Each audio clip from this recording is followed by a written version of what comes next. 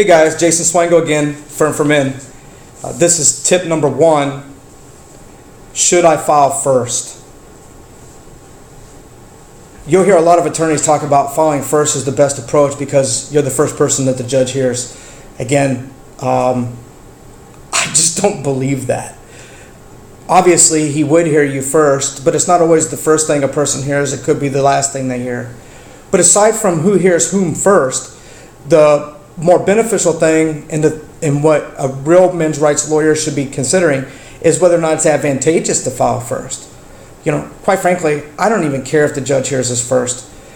My job is to make sure that we protect you.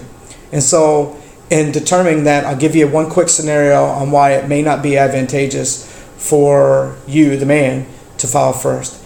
If you are the breadwinner and she's already moved out and she's still staying local, it is possible that you could file a divorce potentially based on desertion or some other fault-based grounds. But if you're not currently paying her anything, then it may not be advantageous to file first because her next approach or her lawyer's next approach would be to file what's called a pendente lite motion. In essence, what would happen in that case is the judge would just take a look at finances. He doesn't care why they moved, who moved. He just wants to maintain status quo from a financial standpoint.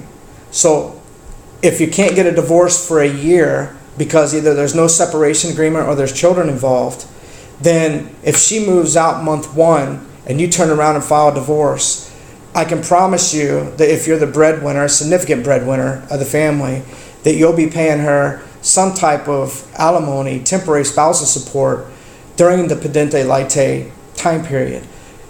By the way, pendente lite just simply means pending litigation until we can get to the final hearing of your divorce case. So as you can see, if you're not paying her anything and she doesn't file, then we can wait to the 12-month point, file, and that's less, although she could do the pendente lite, that would be less period of time that you potentially would be paying her any type of temporary support until we can get to a judge and argue why you shouldn't have to pay her any support at all permanently. So again, that's tip number 1. It may not be advantageous to file first.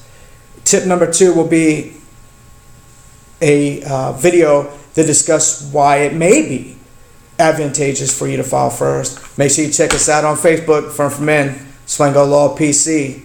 Talk to you soon.